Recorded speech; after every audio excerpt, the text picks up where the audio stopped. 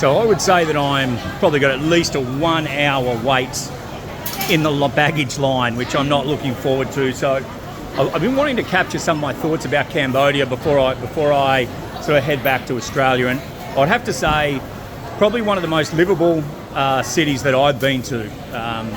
Great rent, food prices are okay, not as cheap as Vietnam, but it's a very conservative population. So you don't see a lot of women getting around in miniskirts and things like that. It's very conservative. There's certainly nothing like a Thailand walk street. I could live there, but you can't get a job there. Like it's just not going to happen, right? But you know, for $800 a week, you can get an amazing apartment. Sorry, $800 a month, you get an amazing apartment in the city. Look, Vietnam probably has better coffee spots, but brown coffee there was without doubt my favourite. One of the other things about the city is there are not too many foreigners, but there's a lot of Western facilities. The traffic's not terrible. There's a great social life after dark. Like everyone gets out, they go to the markets, they sort of hang out near the river. It's quite incredible. The history there is amazing. Cambodians love Cambodia.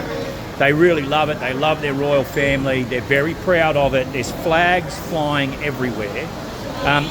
The Koh Rong was incredible. There's no doubt about it. That as an island was stunning. Accommodation was about 120 a night, but you can pay up to 400. The food was great, although that is probably where I picked up the stomach bug that I had. I'll drop a reel later on. What I'm going to do is probably go onto YouTube and put 35 minutes of my videos over there because a lot didn't get played.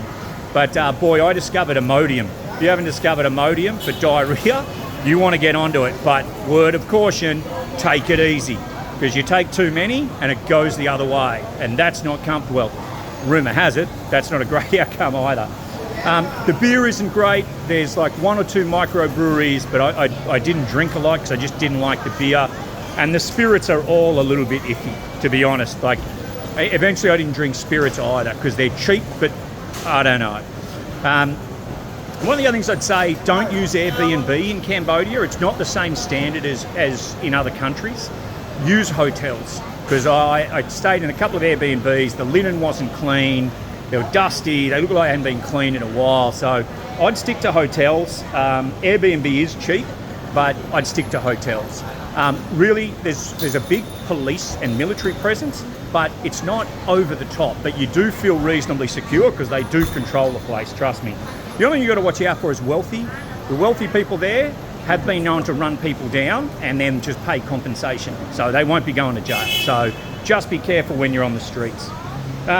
Look, I would say overall, livable, for me, it's an 8 out of 10, maybe a 9 out of 10, because the traffic's not bad, it's cheap to get around, there's a great variety of food, but it's just, you know, look, I was there when the temperature, I think, was quite favourable. So I enjoyed the temperature, 28, 29, low humidity, bit of a breeze, just beautiful. But you've got to have aircon. You can't sleep without aircon.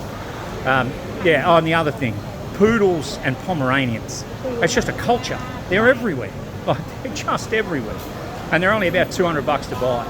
So, look, I'm going to go and jump into my line. I reckon I'm going to be there an hour and a half. And I'll post this sometime tomorrow. But been amazing 2.5 weeks. Time to head home, but I'd love to do it again.